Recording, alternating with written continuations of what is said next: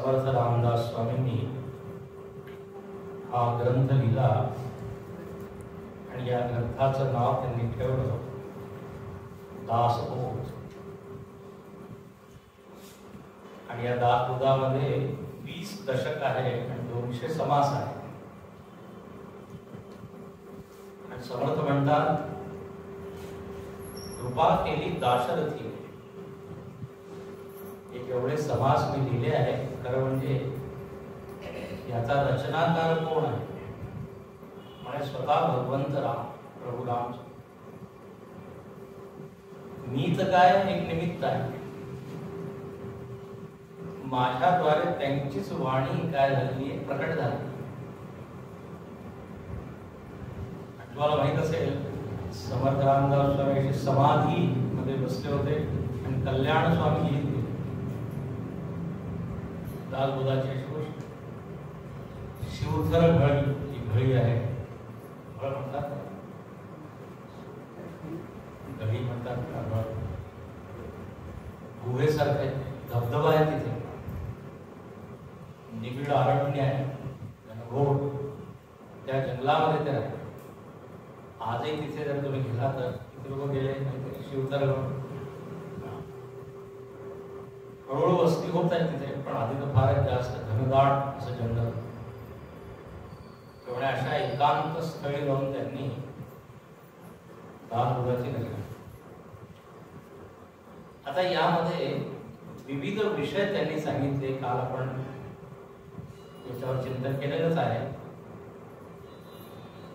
त्यांनी परमार्थाबद्दल सांगितलंच आहे, कारण दासबोध मुख्य परमार्थाचाच ग्रंथ, अध्यात्माचा ग्रंथ. पण त्याशिवाय त्यांनी प्रपंचाची सुद्धा म्हणजे उपेक्षा केली नाही. प्रपंच सुद्धा चांगला असायला पाहिजे, चांगला केला पाहिजे. मग त्यासाठी जे काही मार्गदर्शन आवश्यक आहे सांसारिक माणसाला, ते त्यांनी याच्यात दिलेलं आहे. आपल्याला मार्गदर्शनाची गरज असते. मार्गदर्शन म्हणजे काय? मार्ग आणि त्याला पाहणं. एकाला विचारलं की तुम्ही मार्गदर्शन करू शकता का? समस्या आहे, मार्गदर्शन करू शकता का? तो म्हणाला, मी तुम्हाला दर्शन देऊ शकतो, मार्ग तुम्हाला काढावा लागेल. मी मार्ग नाही काढतो. आपले जेवढे ग्रंथ आहेत ते काय? मार्गदर्शक. कसं जायचं, कुठे जायचं, कुठे थांबायचं, कुठे वळायचं. आपण रस्त्यामध्ये जातो, आपल्याला पूर्ण माहिती असते, म्हणून आपण व्यवस्थित पोहोचतो. त्या जीवनाचा जो हा मार्ग आहे त्याच्यामध्ये सुद्धा अनेक अडथळे आहेत. आणि जो चांगला रस्ता असतो ना, तर तिथे अडथळे येतातच. बिना अडथळ्याशिवाय, आता पण तुम्ही हायवेवर जाता तर मध्ये मध्ये येतात की नाही, ते काय म्हणतात त्याला, गतिरोधक. मराठीत काय म्हणतात? मराठी स्पीड ब्रेकर म्हणतात ना.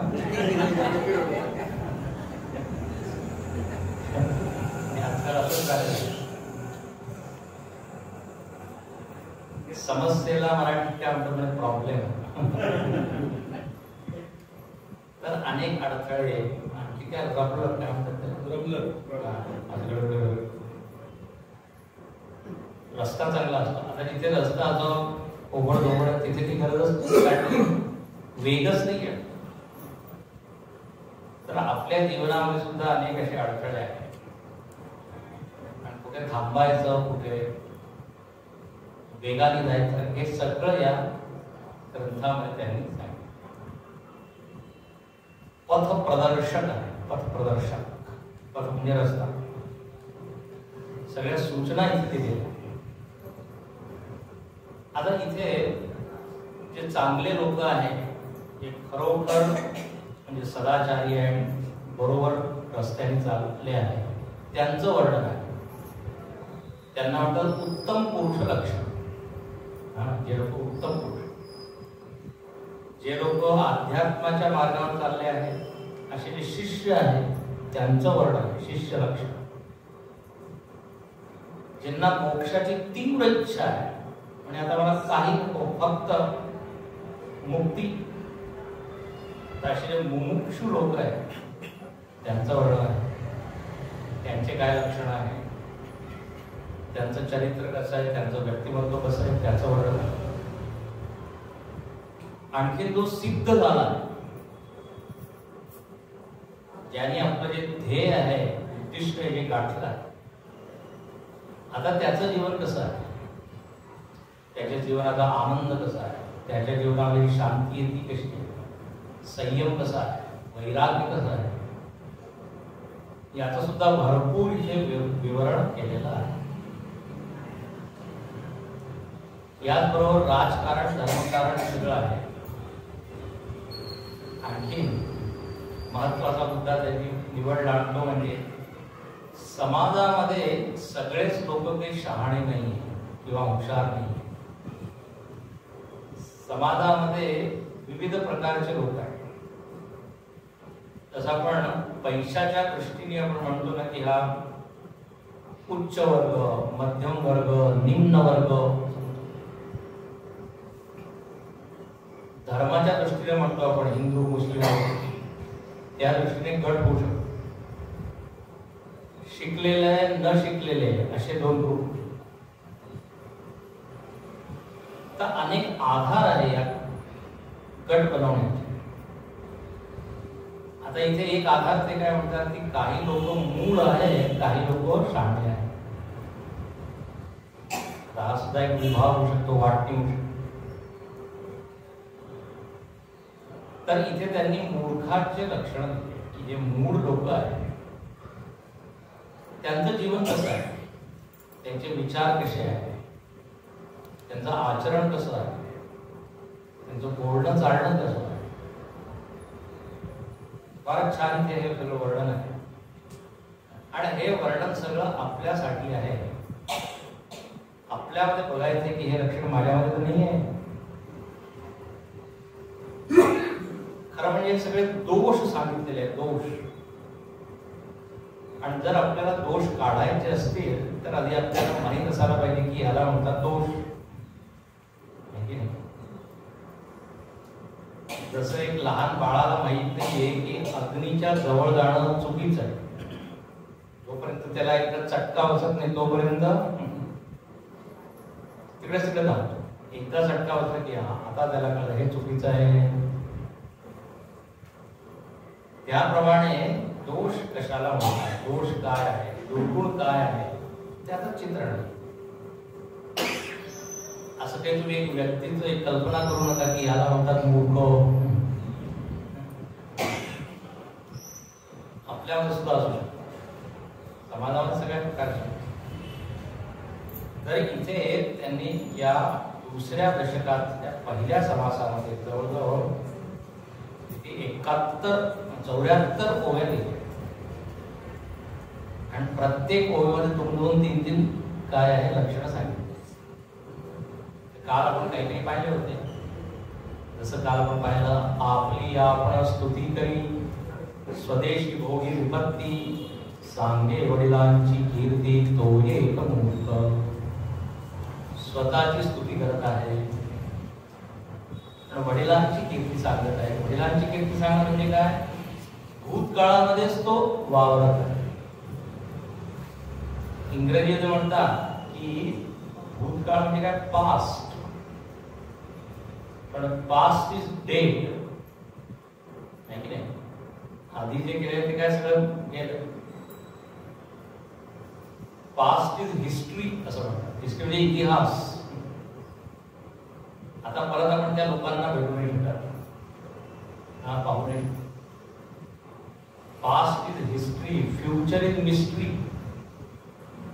भविष्य म्हणजे काय? थोडे रहस्य. आपल्याला माहित नाही उद्या काय होईल, पुढच्या क्षणी काय होईल. Future is mystery. भविष्यात आपल्याला काही माहित नाही. मागचं परत आपण जाऊ शकतो. म्हणून वर्तमान काळच आपल्या हातामध्ये आहे. आणि वर्तमान काळामध्ये इंग्लिशमध्ये शब्द आहे प्रेझेंट. आणि आपण कोणाला जर भेट देतो त्यालाही आपण काय म्हणतो? प्रेझेंट. माझा वाढदिवस आहे, काय प्रेझेंट आणता तुम्ही? प्रेझेंट म्हणजे भेट आणि प्रेझेंट म्हणजे वर्तमान. तर वर्तमान काळ जणू काही भगवंताने आपल्याला भेट. जे काही करायचंय ते आज करायचं, आत्ता करायचं. मागचं पुढचं काही माहित नाही, पुढे काय होईल, मागे तर काही जाऊ नाही शकत. तर इथे जे म्हटलेलं आहे की वडिलांची कीर्ती सांगतो म्हणजे काय? वर्तमान काळात तो काही करत नाही, भूतकाळामध्ये त्यांनी छान सांगितलं. म्हणजे जेव्हा तुम्ही भूतकाळाची चर्चा करता म्हणजे तुम्ही म्हातारे झाला. त्या विचारात आम्ही असं जात होतो, असं करत होतो, हे करत होतो. 20-20 किलोमीटर धावत होतो, 1 किलो तूप पीत होतो. किस्से सांगतात. मागचं जस्ट सांगतो म्हणजे आता त्याचं भरपूर वय झालं. त्याला सांगण्यासाठी मागचं भरपूर आहे. आता वर्तमान काळ. तर इथे म्हणतात की असं नाही. ठीक आहे, मागचं तुम्ही आठवा, स्मरण करा, काल सुसायचं प्रेरणा घ्या. त्यांनी असं केलं, तुम्हाला आणखीन चांगलं केलं पाहिजे. हे तर ठीक आहे. सांगे वडिलांची कीर्ती तो एक मूर्ख. पुढे आपणास तेथे मान, तेथे अखंड करी गमन, रक्षू निर्णय मानाभिमान तो एक मूर्ख. म्हणे मूर्ख कोण आहे, मूढ कोण आहे, अज्ञानी कोण आहे? तर म्हणे त्याला जिथे जिथे मान मिळतो ना तिथे तिथे तो जातो. म्हणजे त्याला लहान व्हायचं नाही. ते मला मान मिळेल, सन्मान मिळेल, सगळ्यांना उदो उदो म्हणतील वा वा या या स्वागत होईल, तिथेच तो जातो. तिथे अखंड करी गमन. आणखी म्हणतात रक्षू नेणे मानाभिमान. योग्य गोष्टीचा अभिमान धरत नाही. ज्याचा अभिमान केला पाहिजे, धर्माचा अभिमान, कुळाचा अभिमान, राष्ट्राचा अभिमान, तो माझ्याकडे एवढा पैसा आहे, मी या पदावर आहे, माझी कीर्ती एवढी मोठी. तर म्हणे असा जो अभिमानी आहे तो एक मूळ आहे. खरं म्हणजे या जगामध्ये आपण जर पाहिलं तर आपल्याला जे काही मिळालं आहे त्यामध्ये एवढ्या लोकांनी मदत केली आहे, तर अभिमान कसा नाही करायचा? अभिमान म्हणजे अज्ञानाचं फळ आहे. विचार आपण करत नाही म्हणून अभिमान. न विचार केला तर शांतपणे बसून विचार केला तर अभिमान गळून पडेल. मी काही केलंच नाही. अभिमान जर आपल्याला कमी करायचा असेल, अहंकार, गर्व, घमेंड, अभिमान हे सगळे शब्द आहेत, तेवढ्या आपल्यापेक्षा जे मोठे आहे ना त्यांच्याकडे बघा. मोठे लोक आहेत त्यांच्याकडे बघितलं आपल्याला अरे किती एवढा लहान. अभिमान केव्हा तुझ्या आपल्यापेक्षा खालच्या लोकांना. मी मोठा आहे, मी मोठा आहे. मी एक व्हिडिओ पाहिला होता, त्याच्यामध्ये पूर्ण ब्रह्मांडामध्ये पृथ्वीचं स्थान केवढं मोठं आहे, पृथ्वीचा आकार केवढा मोठा आहे तो दाखवला आहे. झूम करून त्याने दिला. पूर्ण ब्रह्मांडामध्ये एवढे तारे आहेत आणि आकाशगंगा आहे, त्याच्यामध्ये पृथ्वी कशी आहे म्हणजे मातीचा एक कण असतो ना, एवढी दिसते पृथ्वी. ब्रह्मांडाच्या संदर्भात जर आपण पाहिलं त्या अपेक्षा एवढंच एक गाणं आहे. आता याच्यामध्ये मी अभिमान करतो. एकाला फार अभिमान, माझी एवढी फॅक्टरी, एवढे कारखाने आहे, असं तसं आहे. त्या महात्माजींनी तेच दाखवलं. दाखवतो जरा फॅक्टरी आहे त्याची, तर पृथ्वीच एवढीशी आहे. अभिमान आणि ही मूर्ता आहे. आपणास जेथे मान तेथे आणखी दुसरं, विचार न करिता कारण दंड करी अपराधे विण, स्वल्पासाठी जो कृपण तो एक मूर्ख. म्हणजे विचार न करिता कारण, कारणाचा विचार न करता लोकांना तो काय दंड देतो. कारण नीट विचार त्यांनी केलेला आहे की काय केलंय त्यांनी.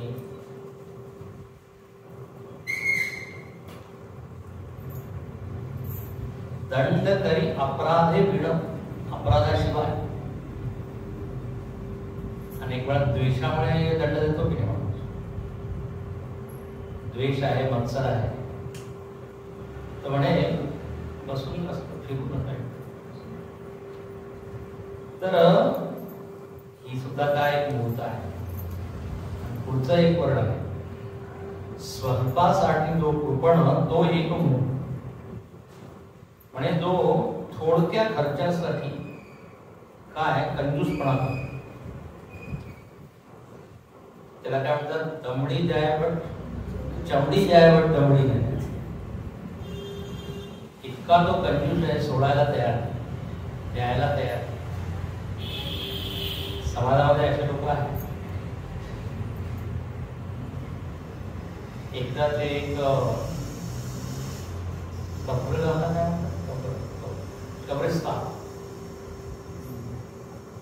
कब्रस्तानला एक भिंत बनवायची, बाउंड्री वॉल. तर लोक पैसे मागत होते आणि आता एवढी एक भिंत बनवायची, पैसा पाहिजे. आता एक माणूस होता कृपण, त्याला सांगितलं थोडे पैसे द्या. म्हणजे कशासाठी पाहिजे, कब्रस्तानला एक भिंत नाही.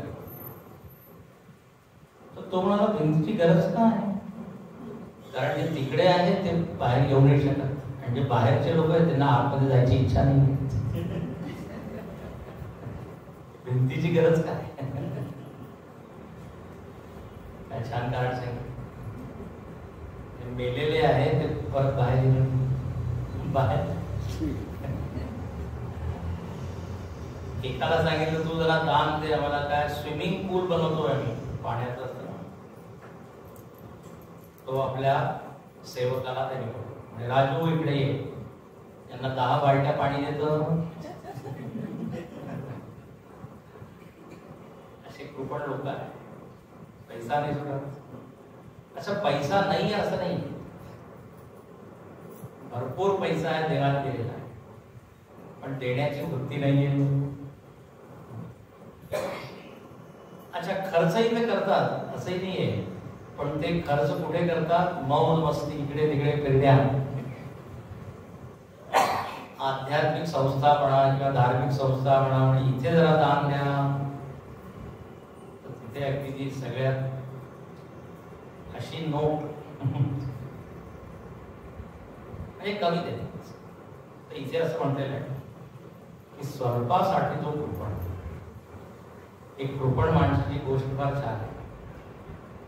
म्हणजे एक कृपण होता, तो माणूस वाराणसीमध्ये राहायचा.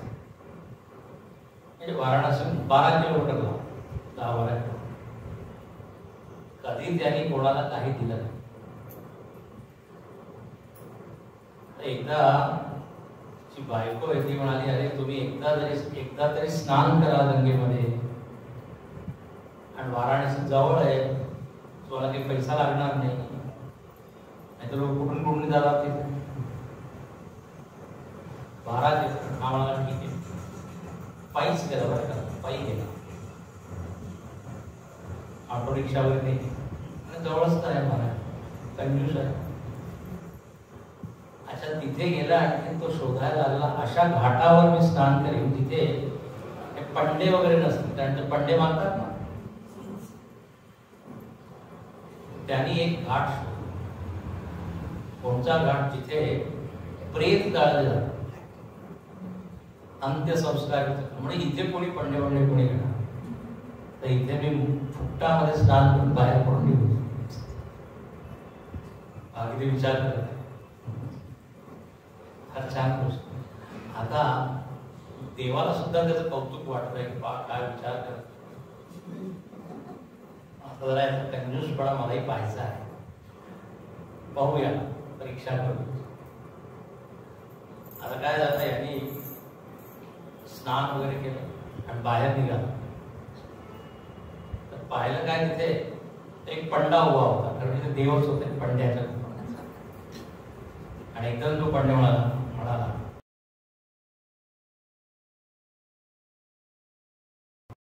दान दक्षिणा दीजिए, गंगा स्नान किए. आता तो म्हणाला, अरे इथे सुद्धा कुठून आला, हे अगदी शोधून या घाटावर आलो, हे सुद्धा एक पंडा. आणि तो यजमान काय म्हणतात, अरे तुमच्यासारखे यजमान जेव्हा येतात, वर्षभराचा खर्च आम्हाला देतात. आता इथे तर काही नाहीये ना, तुमच्यासारखे जे यजमान आहेत त्यांच्यामुळे तुमचं जीवन चालतं. हा काय नाही, मी 1 वर्षाचा खर्च वगैरे किती देणार. त्यामुळे काही तर पुण्य केलं पाहिजे ना तीर्थक्षेत्रात. तर तो काय म्हणतो, मी उधार म्हणतात पुसणे. आणि किती, त्या जमान्यामध्ये एक ढेला म्हणजे काय, एक अडका म्हणा, एक पैसा म्हणायचा, एक पैसा मी तुम्हाला दे. कोण म्हणाला, हा कंजूस. कोणाला, त्या पंड्या.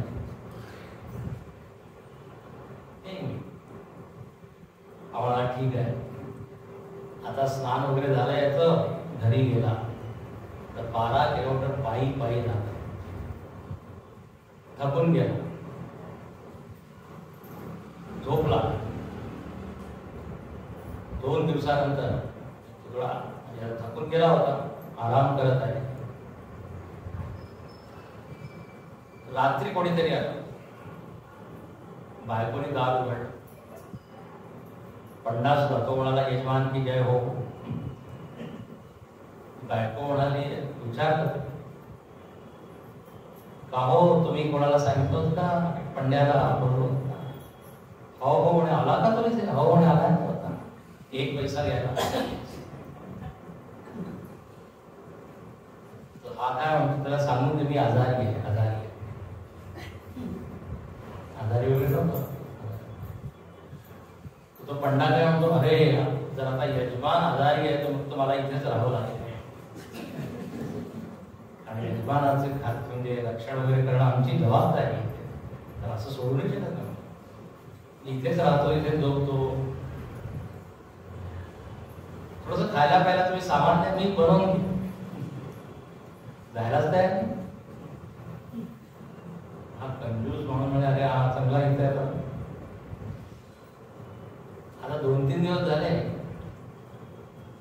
हा काय म्हणाला, परत तो म्हणाला की हा आता मला ते पैसे, मी जातो. तर तो काय म्हणतो की त्या पंड्याला सांगून द्या की मी मेलो.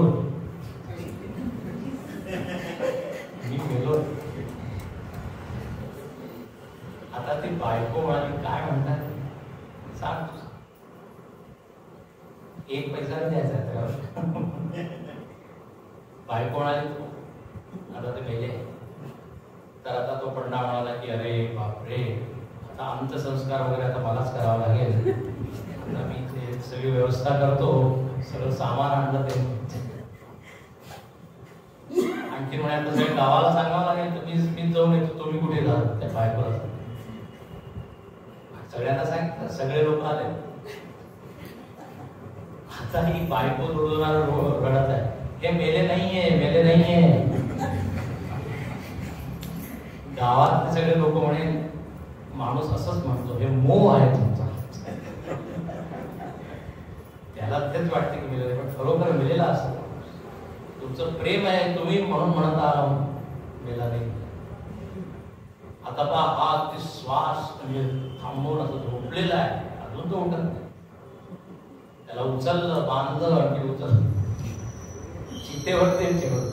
देवाला आश्चर्य वाटत, देवाला भीती वाटत आहे की आता हा मरेल.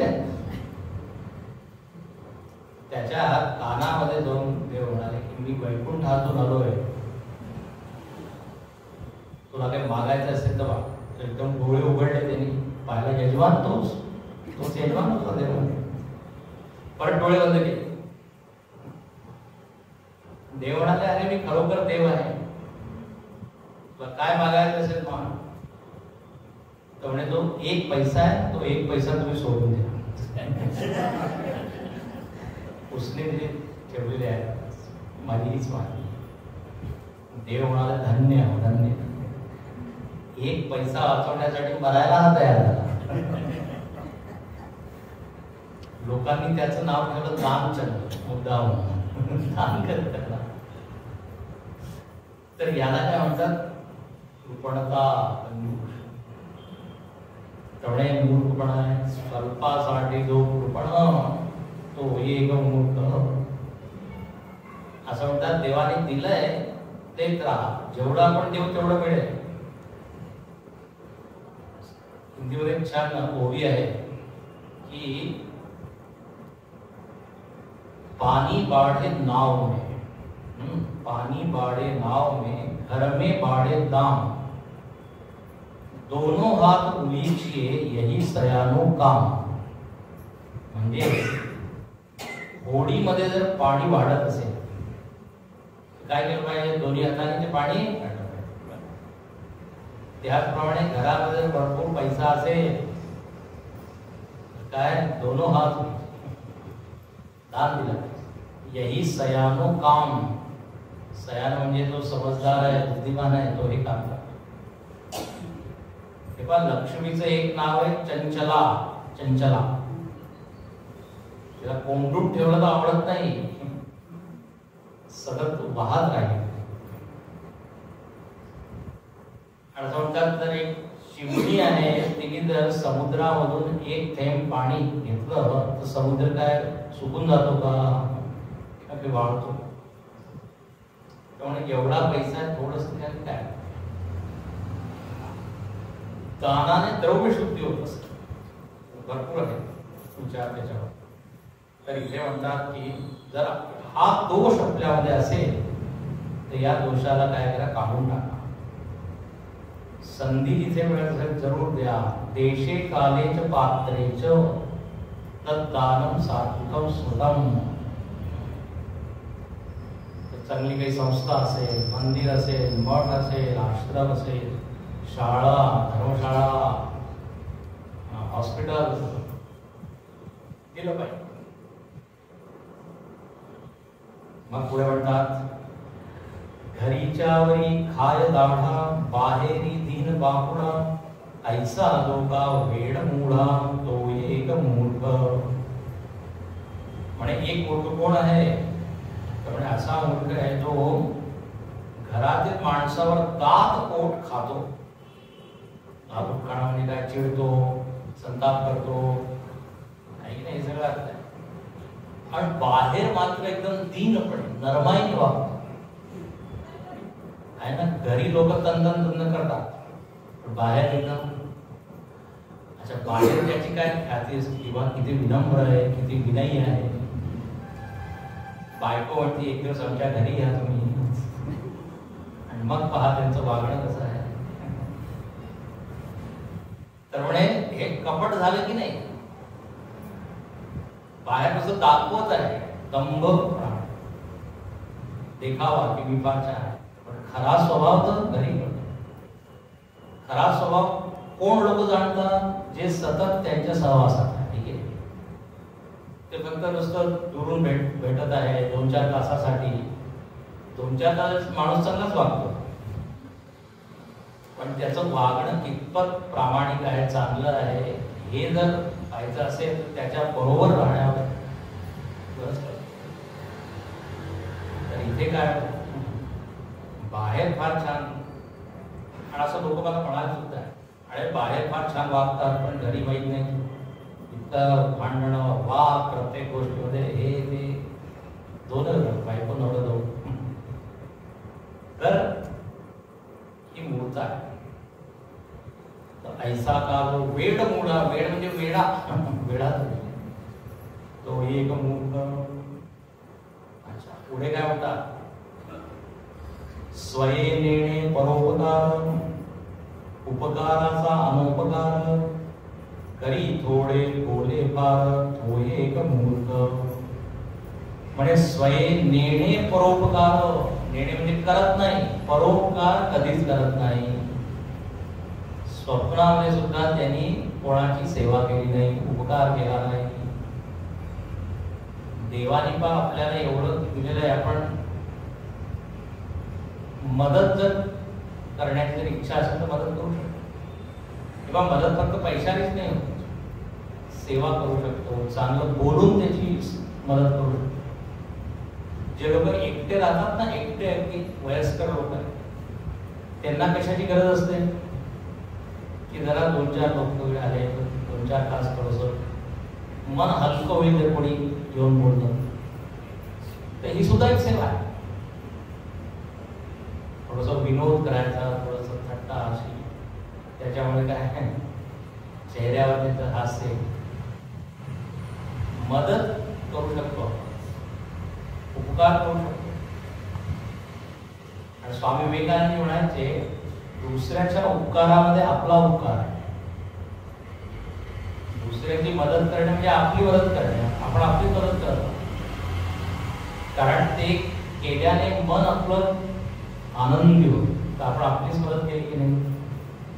तेव्हा सेवा केल्यानंतर कोणी दुःखी होतो का? अरे मला पश्चाताप होतो, मी सेवा केली. उलट धन्यता आहे, तेव्हा आज माझा दिवस छान गेला. उपकाराने आपला उपकार होतो.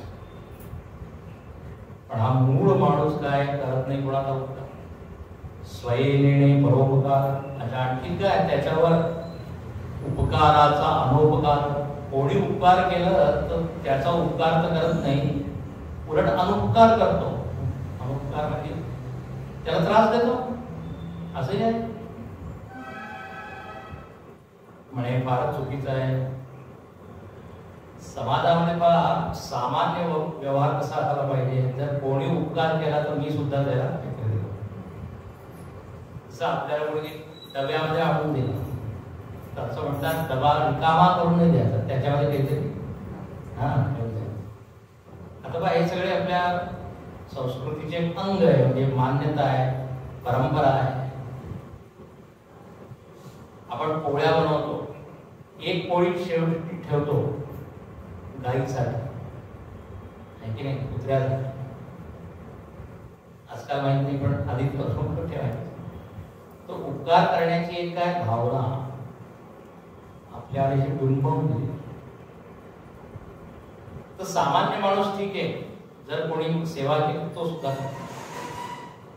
पण एक फार छान संस्कृत मध्ये एक सुभाषित, उपकारिषु उपकार साधुत्वे तस्य को गुण, अपकारिषु साधु. म्हणजे जर कोणी उपकार केला आणि मी त्याचा उपकार केला तर म्हणजे याच्यामध्ये काही जास्त मोठेपणा नाहीये, साधुत्व नाहीये. साधुत्व कशाला म्हणतो तर म्हणजे कोणी अपकार करत आहे आणि तरी मी उपकार करत आहे, त्याला म्हणतात खरा साधू. बाकी उच्च स्तरावर सांगितलं. अपकार करत आहे समोरचा, पण मी काय ते उदाहरण आहे त्या विंचूचं. पाण्यामध्ये विंचूच ना बुडत आहे, तो साधू जाऊन त्याला वर काढत आहे. अरे म्हणे तुम्ही काय करता? म्हणे त्याला वाचवत आहे. बुडेल तो. अरे पण तो तुम्हाला चावेल आहे, त्याचा स्वभाव काय आहे चावण्याचा? साधू विचार उत्तर देतो. म्हणजे जर विंचू आपला स्वभाव सोडू शकत नाही तर मी सुद्धा माझा स्वभाव सोडू शकत नाही. माझा स्वभाव काय? वाचवणं, मदत कर. तर साधूचं लक्षण आहे आणि ते मूर्खाचं लक्षण उलट आहे. तर सये नेणे आणि करी थोडे बोले फार काल सांगितलं. हे जे वाक्य आहे ना, हे वाक्य या राजकारणी लोकांमध्ये एकदम 100% लागू होतं. निवडणुका असतात तेव्हा काय काय सांगतात, एकानंतर एक यादीच असते, हे करू ते करू, आम्हाला तुम्ही निवडून किती करतात. एका उमेदवाराने फार घोषणा केली, पहा मी तुम्हाला मागे घोषणा केली होती की मी सगळ्यांसाठी नळाची सोय करेन, पहा मी नळाची सोय केली आहे. आता म्हणजे जर तुमची इच्छा असेल की याच्यामध्ये पाणी आहे तर आता परत परत मला तुम्ही निवडून द्या. नळ लावून 5 वर्ष गेले, आता म्हणजे पाणी आणण्यासाठी परत परत.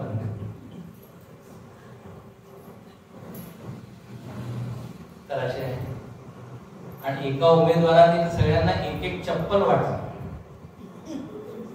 म्हणजे जर तुम्हाला दुसरी पाहिजे असेल तर मला मत गमती, दुसरी चप्पल पाहिजे परत. तर करी थोडे बोले फार. एकाने छान सांगितलं, हे जे कार्यकर्ते आहे म्हणजे या राजकीय पक्षांचे, त्यांचे मोठे मोठे बोर्ड लागलेले असतात ना, होर्डिंग्स. तर म्हणे कर्त्याचा फोटो एवढा मोठा, कार्य काहीच नाही.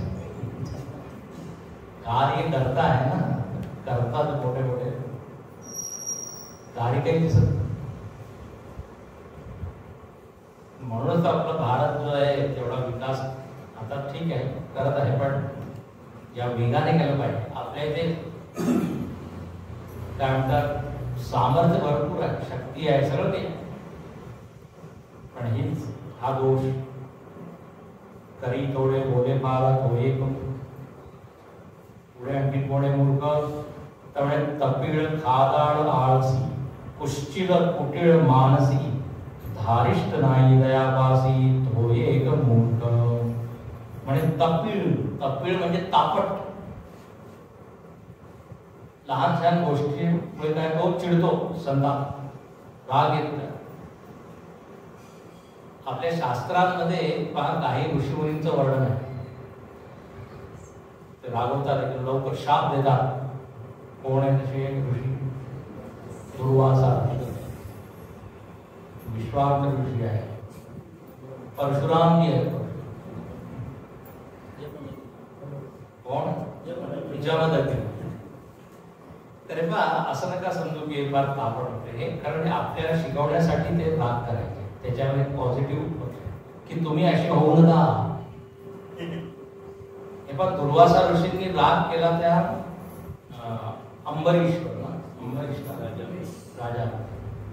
आता त्यांना काय, त्याच्या पाठीमागे सुदर्शन चक्र, पळत सुटले इकडे तिकडे इकडे तिकडे. शेवटी परत त्यांना शरणागत व्हावं. म्हणजे उच्च संतापाने चिडले होते की तुम्ही माझ्या आधी कसं काय जेवण केलं.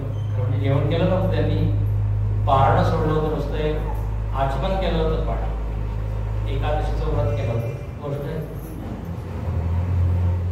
दुर्वासा ऋषी आपल्याला काही शिकवतात की तुम्ही असं करू नका, भक्ताचा आत्मा किंवा रागाने काही करू नका. असं म्हणतात जेव्हा क्रोध येतो ना तेव्हा तुम्ही अगदी शांत बसा, म्हणजे काही निर्णय घेऊ नका. मन जेव्हा शांत होईल तेव्हा निर्णय घ्या. रागाच्या मनस्थितीमध्ये आपण जे काही निर्णय घेतो तो चुकीचा ठरतो. शांत मनामध्ये विवेक शक्ती आपली जागृत असते. क्रोध आल्यामुळे विवेक शक्ती लुप्त होते. तर म्हणून म्हणतात काही लोक कपिल आहे. लोक म्हणतात मग पश्चाताप करणार आणि उगीच राग केला, मला करायचा नव्हता, केला नुसतं बरं झालं असतं वगैरे. तर म्हणे ही मूठ हा एक मूर्खपणा आहे. आणखी खादाड आळशी नुसतं खादच आहे. एक शब्द आहे खल. खल शब्द ऐकलाय ना? दुष्ट लोकांसाठी काय असतं खल. खल शब्दाचा अर्थ काय? ख म्हणजे जो खातो आणि ल म्हणजे लढतो. दोनच काम आहे, खातो आणि लढतो. लढतो म्हणजे भांडण करण्यासाठी शक्ती पाहिजे म्हणून खातो. खाण्यानंतर काही काम केलं पाहिजे तर भांडण करतो. हे दोनच काम. म्हणजे हा एक मूर्ख आहे. खादाड आळशी. आळशी सुद्धा आहे. आलस्यामुळे काय होतं, आपल्याला काही उपलब्धी तर मिळत नाही. आपलं नुसतं वय वाढलं जातं. नुसतं झोपण्याने काही पाप नाही होणार. एक असतो पापी आणि काय आळशी. दोघांमध्ये काय फरक आहे? पापी तर लोकांना त्रास देत आहे, दुष्ट म्हणजे त्याचा स्वभाव आहे, चुकीचं वर्तन करत आहे. समाज सुद्धा त्याच्यामुळे काय त्रस्त आहे. तो आहे पापी. पण आळशी काय? आळशी लोकांना त्रास देत नाही, पण स्वतःचा काही उद्धार करत. तुम्हाला मी सांगितलं का आधी उदाहरण दिलं असेल होते. समाजामध्ये 4 प्रकारचे लोक आहेत. सांगितलं होतं ना. एक कसे आहेत म्हणजे एक दगडाप्रमाणे, एक मातीप्रमाणे, एक कापसाप्रमाणे, कापूस असतो तसं, आणि एक साखरेप्रमाणे. काय मला कळलं नाही. जर तुम्ही एक असा पेला घेतला पाण्याचा, त्यात पाणी, एका पेल्यामध्ये तुम्ही दगड, छोटा दगड टाकला तर काय होईल? तो दगड खाली बसेल. माती टाकली तर काय? पूर्ण पाणी गळून. कापूस जर टाकला तर पाण्याला शोषून घेईल. आणि साखर टाकली तर काय होईल? पाणी बोलून. त्यामुळे समाजामध्ये 4 प्रकारचे लोक आहेत. दगड म्हणजे काय? नुसतं दोन खाली बसलाय, आळशी लोकांचं प्रतीक आहे. म्हणजे काय? दगडाप्रमाणे बसलाय, काही करत. पाणी म्हणजे समाज, देश. अच्छा, काही लोक मातीप्रमाणे समाजामध्ये जातात आणि समाजाचं वातावरण बिघडवून टाकतात.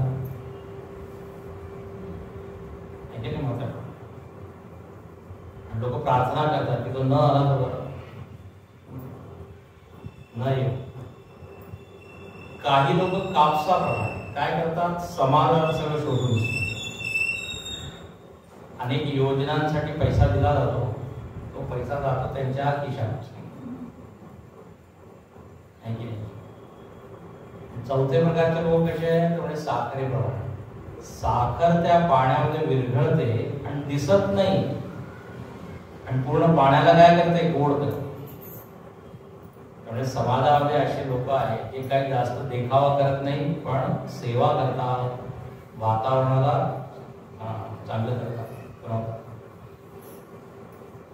काय ना, असे साधू लोक आहेत. इतर जे 3 आहेत ते मूळ या कोटीमध्ये, या श्रेणीमध्ये.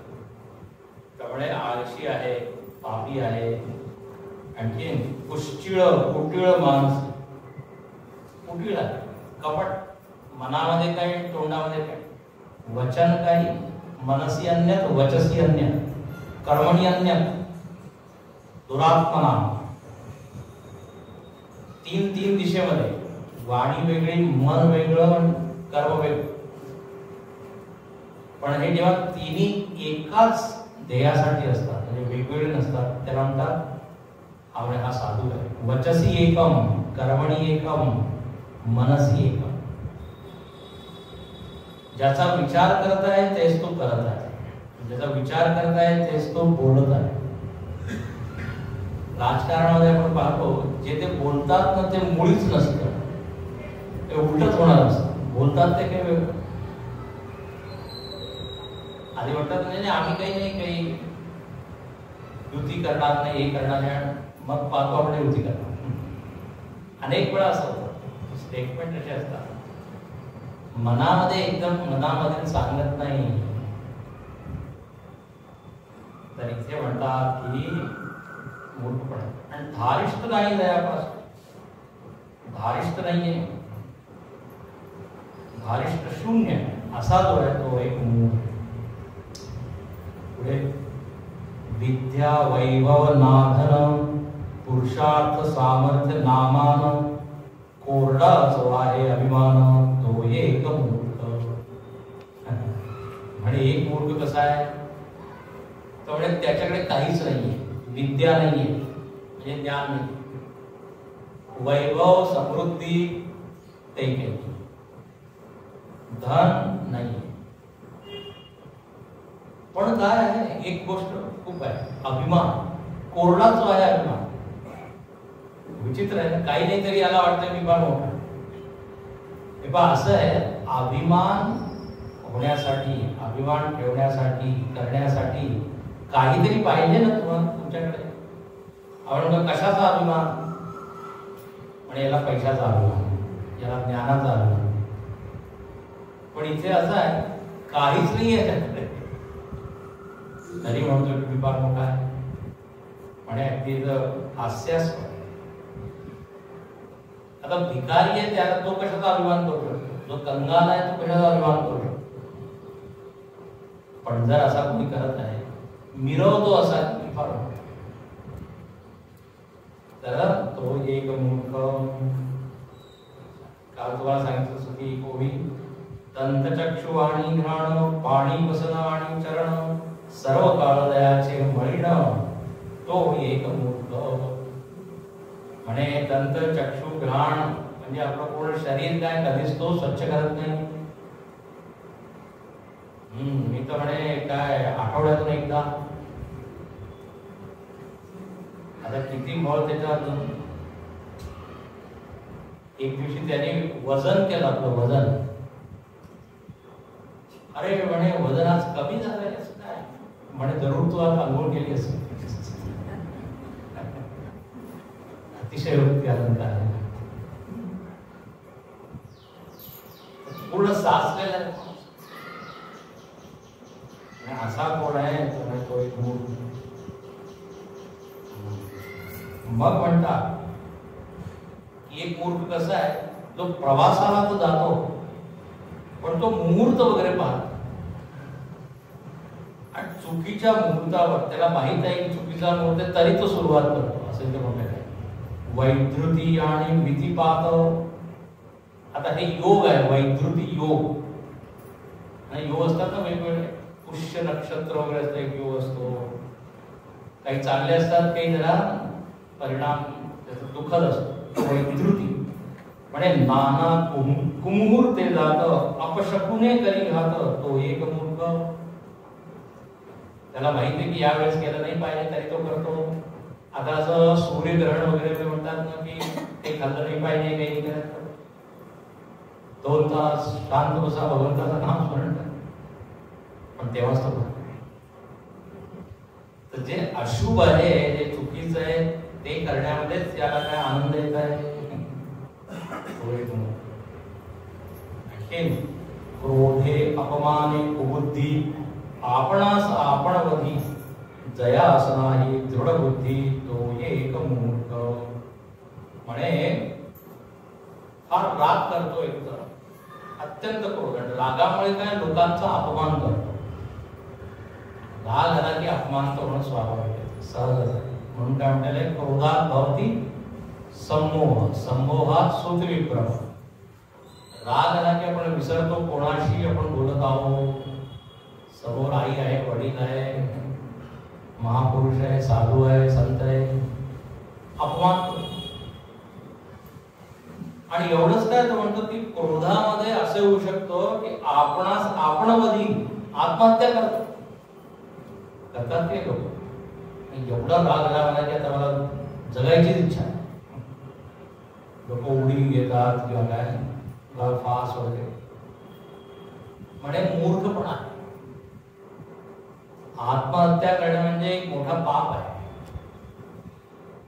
त्याचं फळ मग पुढे मिळत असत. सहज जर मरण आलं तर ठीक आहे ना, म्हणजे उगीच आपण ओढवून घेतलं, एक दुष्कर्म आहे. मारणं म्हणजे काय दुष्कर्म. आणि मग तुम्ही अनेक किस्से वगैरे ऐकले असतील, तो मेल्यानंतर काय होतो, काय कोणत्या योनीमध्ये जातो काय. तर म्हणून इथे म्हणतात हे करू नये. जयास नाही दृढ बुद्धी तो एक मूर्ख, ज्याची दृढ बुद्धी नाहीये. बुद्धी ज्याची कशी आहे, चंचल आहे, स्थिर नाहीये, अस्थिर आहे. आज काही निश्चय करतो, उद्या काही, परवा काही. जसं जर तुम्ही जमिनीमध्ये 10 ठिकाणी खणायला सुरुवात केली, पाणी कुठेच निघणार नाही. एका ठिकाणी तर होतं तर ते गेलं. गीतेमध्ये म्हणतात बुद्धयो व्यवसायी, एक निश्चयात्मिक आणि एक अनंत शाखा, बहुशाखा अनंताश्च बुद्धयो अव्यवसायी. दोन प्रकारचे लोक आहेत. काही लोकांची बुद्धी एक लोक आहे, आम्हाला जायचंय, करायचंय, ऐकायचंय, त्यांचा संकल्प काय, दृढ संकल्प, निश्चय. आणि काही लोक काय, हा म्हणजे विचार केला होता, विचार केला. संकल्पामध्ये ती दृढता नसते. का नसते तर म्हणजे कोणी दुसरा कोणी माणूस येऊन त्याच्या बुद्धीला काय जरा अस्तित्व, अरे तुम्ही काय करता, कुठे जाता, दोष सांगतो. त्या भक्ती मार्गावर सुद्धा असं होत असतं. कोणी रामाची भक्ती करत आहे, अरे म्हणजे तुम्ही रामाची काय भक्ती करता, स्वतःची बायको तो वाचवणे शिकतो, हरण तो तुमची मदत करत नाही. आता असं करून त्याची बुद्धी, कृष्णाची बुद्धी. दुसरा आला म्हणजे कृष्णाची भक्ती. कृष्णाला काय येतं, बासरी वाजवता. आता असं काही काही करून तरी काही की नाही, याला म्हणतात बुद्धी. तिसरा आहे कृष्ण वगैरे सोड, शंकराची भक्ती कर. पहा कशी समाधी तो लावतो, शांत आहे. आता त्यांनी सुरुवात केली. चौथा आला तो म्हणाला शंकराची भक्ती. शंकर सगळं काही देईल. अरे म्हणजे त्याच्याकडे घर सुद्धा नाही, स्मशानामध्ये राहतो, कैलास पर्वतामध्ये राहतो, तो काय देईल. असं करून लोक जे आपलीच परीक्षा घेतात असं समजून. पार्वतीची सुद्धा परीक्षा घेतली माहिती ना तुम्हाला. सप्तऋषी आले आहे, अगदी हे सगळं सांगितलं त्या सप्तऋषींनी. ते म्हणाले तू तपस्या करत आहे कोणासाठी, म्हणजे शंकरासाठी. बरनौ संगुणत रहो कुवारी, जन्म जन्म लगी हमारी. रामायणाजवळ म्हणजे आता मी ठरवलंय की मी वरण कोणाचं करेन, शंकर. तर तिथे सप्तऋषी म्हणतात अरे तुम्ही तुमचा संकल्प चुकीचा आहे. शंकरापेक्षा एक चांगला मी देव किंवा वर होणार विष्णू आहे. आणि बा विष्णूकडे तर सगळं आहे, सगळ्यात चांगला म्हणजे त्याच्याकडे चांगला ड्रेस आहे, पितांबर वगैरे धारण करतो. नाही तर शंकर काय नसतं, मृगचरण धारण. आणि काय राख लावलेली, राखच म्हणतात, स्मशान वस्तू. विष्णू कसा फार काय छान गंध वगैरे, चंदन आहे, टिळतो. असं करून तिची बुद्धी अस्थिर करण्याचा प्रयत्न केला. तिथे पार्वती म्हणते तुम्ही लाख त्याच्यामध्ये दोष सांगा, पण आता मी तो वरण करतो. याला म्हणतात दृढ बुद्धी. वरणौ संभू म्हणजे मी वरण करीन तर त्यांचंच, किंवा मग कुवारी राहील लग्न, पण अन्य माणसाचं वरण करणार नाही. म्हणतात अनन्य भक्त. तर अशी ज्याची दृढ बुद्धी नाही आहे तो म्हणे मूढ आहे. ज्याची दृढ बुद्धी आहे तो उत्तम पुरुष आहे. पुढे म्हणतात जीव लगास परम खेदी, सुखाचा शब्द तोही नेदी, नीच जना संबंधी तो एक मूर्ख. आणि एक मूर्ख कसा आहे समाजामध्ये, काही काही लोक आहेत जो अगदी जीवलग आहे, आपला आहे, नातेवाईक आहे, त्याला तो दुःख देत आहे, त्याच्यापासून लांब जात आहे, काल सांगितलं दुःख देत आहे. आणि ते सुखाचा शब्द तोही नेती. सुखाचा शब्द कधीच गोड शब्द म्हणजे काही बोलत नाही, ते इतर लोकांशी गोड बोलत आहे. आपण पाहतो घरामध्ये आई वडिलांशी नीट बोलत नाही, भावांमध्ये काय आपसात वाद वगैरे होतो, संबंधामध्ये काय ताण तणाव, गोड बोलत समाजात बरोबर गोड बोलत. आणि नीच जनासंबंधी जे नीच लोक आहे, दुष्ट आहे, त्यांच्या पुढे लोटांना बंधन करत आहे, दंडवत करत आहे. हा सुद्धा एक मोठा अपराध आहे. अपराध म्हणजे काय माहितीये, जो पूज्य नाहीये त्याची पूजा करणे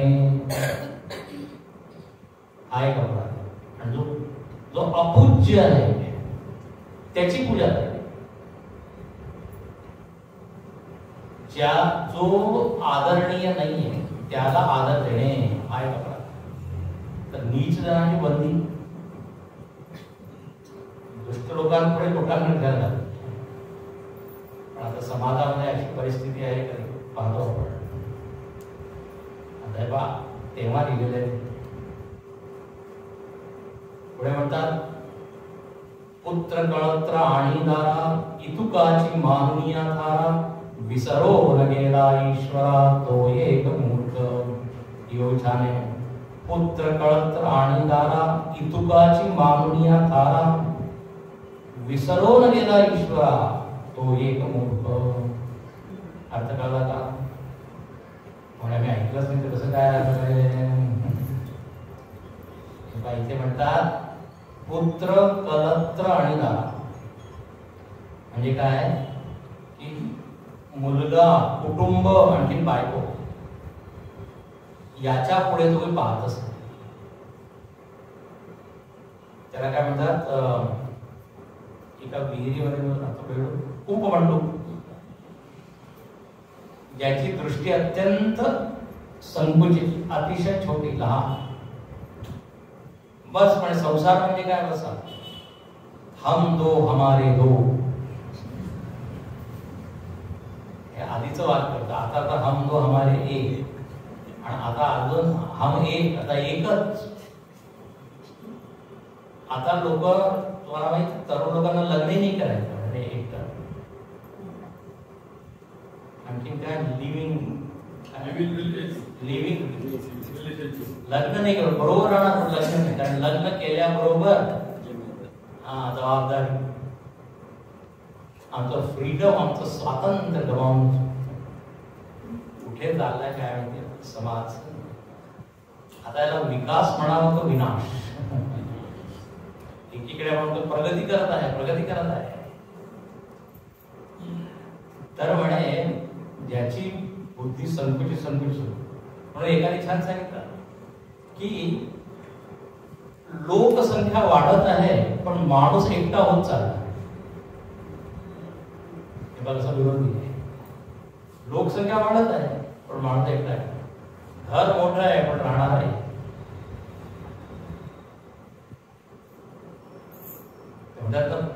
पैसा भरपूर आहे, निघाल लाख रुपयाची त्यांनी घड्याळ आणते, पण वेळ पाण्यासाठी वेळ नाही. असं आहे. तर इथे म्हणतात की इतुकाची मानुनिया थारा, बस एवढंच आहे. आणखीन सगळ्यात मोठा पाप त्यांनी काय केलाय, विसरो गेला ईश्वरा, देवाला पूर्णपणे विसरतो. म्हणजे देव काय आहे, कुठे आहे, नास्तिकता वाढत चालली. भौतिकता एवढी वाढत चालली सध्या, भौतिक मटेरियलिझम, उपभोक्तावाद, शैलीचं जीवन, मौज करा, उन्मुक्त जीवन, हे देव धर्म पाप पुण्य हे मानणं म्हणजे काय? तुम्ही बॅकवर्ड झाला. बॅकवर्ड म्हणजे मागास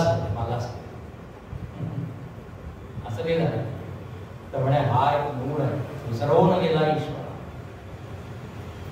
एक आहे, काही लोक म्हणतात देव आहे, काही लोक म्हणतात देव नाही है ना. अनादी काळापासून हा वाद सुरू आहे, देव आहे देव नाही. तर आहे का देव? ते काही छान उत्तर दिलं की हा वाद आहे ना, कोणी म्हणत आहे कोणी म्हणत नाहीये. या वादाने सिद्ध होतं की देव आहे, देवाचा अस्तित्व नाही. जी वस्तू कोणालाच कधीच अनुभवास आलेली नाही त्याच्यावर वाद होऊ शकतो का? हा, आता शास्त्रीय भाषेत त्याला अत्यंत अभाव याचा आहे. कधी कोणाला ती दिसली नाही, अनुभवास आली नाही, तर त्याच्यावर वाद काय होईल? वाद तर तेव्हाच होतो जेव्हा नाही मला अनुभव आला, तुझा म्हणतो नाही. आता मी नेहमी उदाहरण देतो, आधी दिलेलं आहे मी. माझ्या डोक्यावर शिंग आहे का याच्यावर काही वाद होऊ शकतो का? डोक्यावर शिंग आहे, माझ्या डोक्यावर इकडच्या लोकांना आहे, इकडच्या लोकांना नाही आहे, असं होऊ शकत? होऊ शकत नाही का? कारण इकडच्या लोकांना अनुभव नाही, इकडच्या लोकांना अनुभव. तर जिचा पूर्णपणे अभाव आहे त्याच्यावर काय वाद होईल? वाद होण्यासाठी काही ना काही खरेपणा तिथे असायला पाहिजे. पक्ष प्रतिपक्ष खटला चालतो, एक म्हणतो नाही असं झालंय, दुसरा म्हणतो असं झालं नाही. वाद तर तेव्हाच होईल ना जेव्हा काही झालंय. काही झालंच नाही तर काय वाद? तर देवाच्या अस्तित्वाबद्दल वाद सिद्ध करतो की देव आहे. नाही छान उत्तर. तर जर कोणी आता तुमच्याशी वाद घालायला लागला त्याला सांग हे उत्तर दे.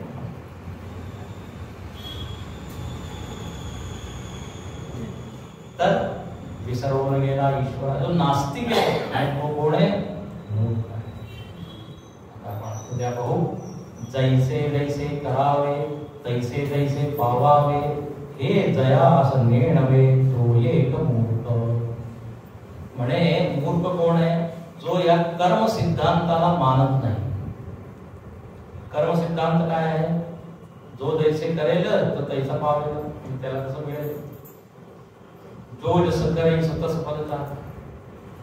जसं पेरतो त्याप्रमाणे भोगतो. मनासारिखे त्वाची संचित केले, दयासारिखे भोगणे प्राप्त झाले. जर आज आपल्याला ते फळ मिळत आहे तर त्याचं कारण तर असेल ना. अकारण कसं काय फळ मिळते? हे अनसायंटिफिक आहे. जर आंबा लागलेला आहे त्या झाडावर तर त्याचं बीज असेल ना, तिथूनच ते झाड आलं असेल. नाही म्हणजे आंबाच आहे पण त्याचं काही कारण नाही, मूर्खपणा. आता पोट दुखत आहे, पोट दुखत आहे आणि मी काय माहित नाही पोट कशावर दुखत आहे.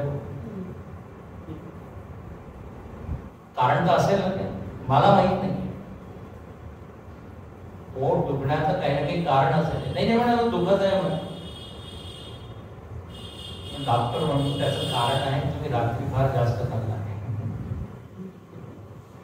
पोट गडबड आहे तर कारण असायला पाहिजे.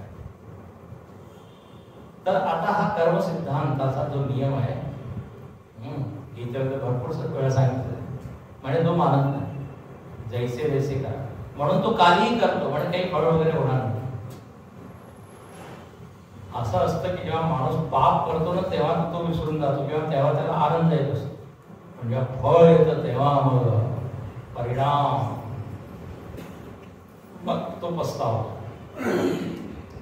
त्यामुळे म्हणून करतानाच तुम्ही जरा विचार करा. मूर्ता म्हणजे ज्याची बुद्धी पूर्णपणे काल सांगितलं ना, मोहित झालेली, आवृत्त झालेली, असा आहे हा एक. पुढे आता बरीच मोठी यादी आहे. त्यानंतर पडत मूर्ख, ते आणखी इंटरेस्ट.